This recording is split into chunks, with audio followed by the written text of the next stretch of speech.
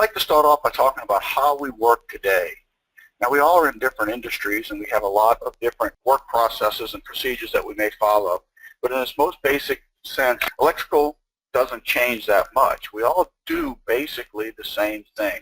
We collect information from other disciplines, whether it's from a P&ID or an equipment list, and we compile a load list to do our electrical analysis so that we can size our buses, size our transformers, and all of our electrical systems. We then take this information and we put it into a load list or a load study. We might use some additional software to help us with this. What we will then do is, after we've entered this information, a lot of times it gets entered in a spreadsheet, we'll pass that information on to our CAD department, and they will put the same information into our one-line diagrams or riser diagrams. If you do schematics and wiring diagrams, that same information is repeated again. We repeat it on our cable and conduit schedule, and we repeat the same information over and over again. The basic principle of the car software is we will enter the data once in any of the modules, and then that data will be shared across all of the modules. At the top of our little circle here is Loadmatic. That is the module that will do our load center design. It will create our load list, our one-line diagrams, control schematics, and it will then feed the information into Cablematic so that we can build our cable schedule. Traymatic is our modeling module where we will design our Raceway systems and locate our equipments, and then Cablematic will be able to be used to automatically route these cables. After the cables are routed, Cablematic feeds the information back into Loadmatic, where we will apply the voltage drop and make any cable size adjustments based on the voltage drop that we learn from the actual route lengths. Finally, all of this information can go to the field in Cablematic Builder so that the construction group has access to the same data as the engineering group, and we will also be able to collaborate on a fast-track project or keep up with our changes to the projects as construction goes on. This is the Loadmatic network. Similar to a one-line system diagram, we will drag and drop components from the component pallet onto the bus pallet, and it will align the buses and create electrical connectivity between our buses. This information is then going to be fed into the database via a spreadsheet-like interface called DBView. We are going to put our load information and network information into this system very similar to what we would do to create our load list. So the same information that you're inputting now, such as the voltage, the load, whether it's in kVA for a static load or horsepower or kW for a motor load, the demand factor, number of phases, etc. This information will go into this window, and we will also assign an AutoCAD attributed block to each load so that the information can be used to build our one-line diagrams and control schematics. There's also a form that we can get information on each component in our bus network. Once we've populated this data, the car software will allow us to create load lists, panel schedules, one-line diagrams, control diagrams. By building a 3D model in our Traymatic module, we will then be able to create the Raceway diagrams, whether they are cable tray or conduit, also equipment location plans, instrument location plans, etc. Since it's all in the database, we'll be able to extract bills of materials, and we'll be able to create cable schedules. Later, within construction, we'll use it to create installation tickets, reel allocation, pole tickets, and cable and wire markers. This is a sample of the out-of-the-box load schedule. This load schedule uses an Excel template, and all of the loads are, each bus is created a load schedule in a separate worksheet in your Excel spreadsheet. These Excel spreadsheets are standalone. They can be saved and delivered as such, and these fields in the spreadsheet are customizable so that we can make them look exactly like the deliverables that you and your customers are accustomed to using. You can also do panel schedules. By assigning the circuit designation in the database and the load, the program will size the breaker and will help us to create our panel schedules. This will work with single-phase or three-phase panels, and it will work with any voltage level, really. I've done 120, 208 three-phase, 240, also done 480 volt panels and 277 volt lighting panels. Same information that we put into the load list is also going to go onto our one-line diagrams. These are attributed AutoCAD blocks. The program is going to take the load that we put in either as a circuit breaker load or as a motor starter, volt variable frequency drive, soft starters. It works with all of the different electrical devices, and we can use our attributed AutoCAD block to very quickly create custom one-line diagrams. The graphics that you see here are graphics that are provided with the software. The attributes are linked to the database so that you have complete control over the graphics, and the attributes are then populated by the database. Same information is again used to create our motor control schematics. Again, these are created very simply from templates, and we can modify our templates to have complete control of the graphics. This is a sample of a cable tray system that I actually designed on an offshore oil production platform. Offshore platforms are very tight. Real estate out there is very expensive, so it is quite often quite a feat to try to fit all of the systems in and also be able to avoid the interferences to the piping, structural, and mechanical disciplines as well. This project was actually originally modeled in PDMS. I extracted the PDMS Raceway data and the equipment locations, brought it into a car's environment, and then completed the project in AutoCAD. Since we had more people that were familiar with AutoCAD, we could better use and leverage our human resources to get the productivity that we needed. What you're seeing here is actually a Revit model. We're able to use the car's database to work either in AutoCAD or in Revit. So we could actually, we're simulating here, placing some equipment using the Revit interface. We could also work directly in Revit, design our raceways as many of you are doing currently, and the information from Revit then can flow into the car's database, and we can use the features and functionality in cars to route our cables and to do our material takeoffs.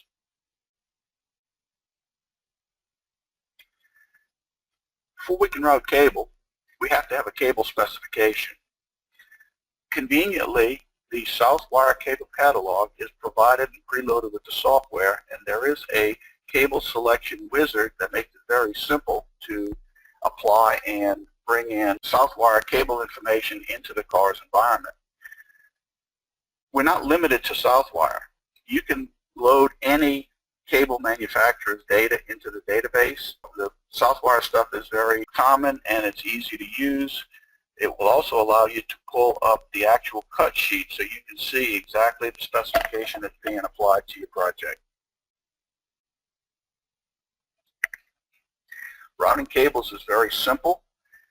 The program will use the XYZ coordinate of the origin and destination and then route the cable through the complete raceway. And while it's doing this, it is checking for the NEC rules applying to tray fill and conduit fill. You're seeing actual time the algorithm learning the cables. This particular project is one that I've used in my hands-on demos. Toward the end of the demo, I love to tell people, well, how long would it take you to route 500 cables? And you get various answers anywhere from a week to a month. And while we're having this conversation, this algorithm is running in the background.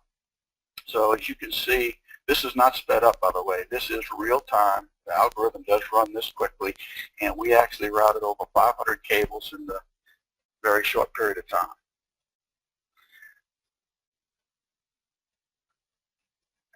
We also have some features and some functionality to help you with quickly estimating.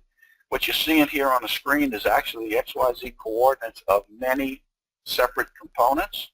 We can use our Cool Tools interface to get a list of those components and then tell the program to automatically route the cable and the conduit from point A to point B. This is quite helpful if you're doing general design and you need a quick estimate. I've also used this to do my final design where I put in the automatic routing and then brought it into Navisworks so I could take a look at the clashing and the interferences and then modify the conduit routes accordingly to make it work for that particular project constraints.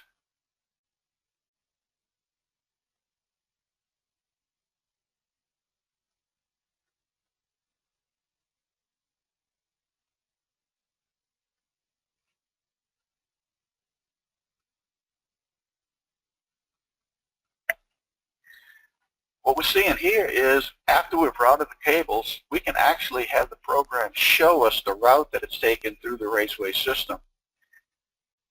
This screen is very interesting because in the lower left-hand corner, you'll see this project in an AutoCAD environment and in the upper right-hand corner in a Navisworks environment.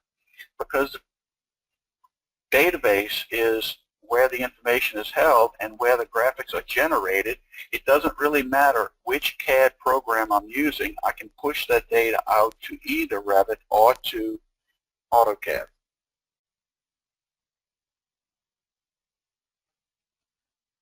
You can also use our interface to find specific information on a particular component or a particular raceway.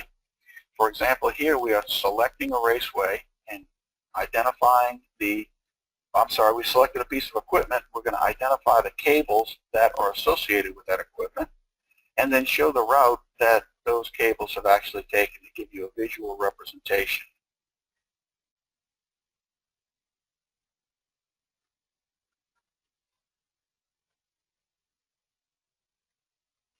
Just routed the cable. And now we can show the route.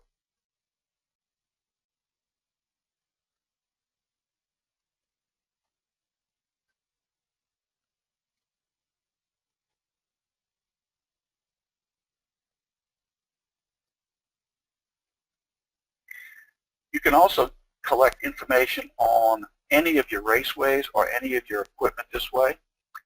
You can find out the cable information. It's very helpful, very powerful tool. Since we've done all of our cable routing and raceway system in a database, we can generate bills of material. The program will allow you to specify a cable tray manufacturer and get specific manufacturer catalog and part numbers. Same thing with the cables. This example is using B-line tray and Southwire cable. By the way, it will also work with individual single conductor cables routed in Conduit, and we can color code those as well. Now, how many times has this happened to you? You go through a design criteria of we're going to use copper conductors, and you've done all of your work, you get down to the end, you've got your material takeoff, you've produced all of your deliverables, you're ready to issue the job, and someone does a cost analysis and says, we're going to have to find a way to save some money. What would the difference be if we were to use aluminum instead of copper? Well, that conversion is probably not all that challenging, except that your raceways are now need to be resized. Your cable tray fill now needs to be recalculated. Your aluminum conductors need to be resized based on the loads. With the CARS database, you can do this in a simple click and then just rerun all your reports. So it will give you a very good, quick way to analyze the difference between a copper project and an aluminum project. Southwire has a product that will calculate the pulling tension through our conduit system. This has been incorporated into the CARS software. So now we can get a report that will evaluate the various pull scenarios. It will look at the probability of a jam, which cables are contained in a particular raceway, the properties of the raceway, coefficients of friction, sidewall pressure, pulling tension, etc., and it will alert and highlight you to any potential problems. You can also take a look very quickly at reversing the pull, because a lot of times reversing the pull will actually reduce the pulling tension and allow you to make the installation. The program is going to allow us to create pull tickets for each cable, and then we can also create a termination report for each cable or each set of conductors through a conduit if it's a wire and conduit job. These are able to be bar-coded, and we are able to somewhat customize these. There are several different options of termination reports that are available to the design team or to the construction team. These could be done either in the office and then sent out to the field, or they could be actually printed out in the construction trailer. The program also will keep track of your inventory. We can assign cable pulls to reels to do pull planning well in advance, and then keep track of the inventory. It allows you to keep track of when the reel was delivered, how much was the original length of the cables or conductors on that reel, how many have been pulled, how much of it is remaining on that reel, and the date that it was shipped and received. Our software is compatible with the Brady labeling system, so we can create wire markers and cable markers directly from our database, and that will ensure that the wire and cable markers are consistent with the pull tickets and termination tickets. Revision control is always a challenge. By using the software both in the field and in the engineering office, we can report and control revisions. It will keep track of the cables, terminations, and raceways, what has been installed, what has not been installed, what is planned. If a change is coming up in the engineering office, we can alert the field and possibly prevent them from installing something that is possibly going to be revised. We get a wide variety of progress reports, the status of design, what's been completed, what's been remaining to be completed.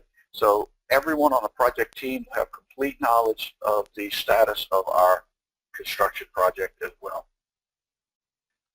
Here's a new feature that is not yet released. It will be, it's well along in this development. So I wanted to share this with you because it's something that's going to be coming up very soon in early 2016. Right now we have a barrier between our one-line diagrams and our model.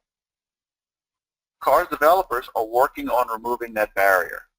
We've now been able to select, using this cool tool interface, select items on our one-line diagram and then zoom to those items in the 3D model. We can do this in a reverse too, by the way. We could select it in the model and zoom to it on the one line. We can review the cable routes. We can display the path that those cables are taking through the Raceway system. We can edit data directly from this interface in the CARS database. So in this case, I've got 4 pieces of equipment selected that are 2.8 kVA loads. Now, I know that this never happens that someone takes a guess at what the load is going to be early on in the project, and we get well on down the road where we've routed our cables, we've sized all of our conduits, sized all of our Raceway systems, and then we get some vendor data or something that changes the load. So in order to simulate that, we're going to change these 4 loads to 100 kVA and then go back to our one-line diagram. You can see that the cable size is a 3-conductor number 10 and 3/4 inch conduit when it was a 2.8 kVA load. When we implement this change, it will change that load to 100 kVA. It will also calculate and resize the cable and resize the conduit. Better yet, it will also resize the conduit in your Revit model. A little caveat to that, frequently we will make changes toward the end of a project and not realize the implications that it may have had. Here the program is warning us that when we made this change, we actually overloaded a couple of the buses that were providing power to those loads. Now that this barrier is removed, the one-line diagram and the 3D model are completely coordinated. We can exchange information back and forth between those two. As I said, this feature is not currently in the software, but it is in alpha testing at this point, and it will be released very, very early. We're very excited about this, and something I just wanted to share with you. So we're very happy to announce that it is possible, and it's well along in the development.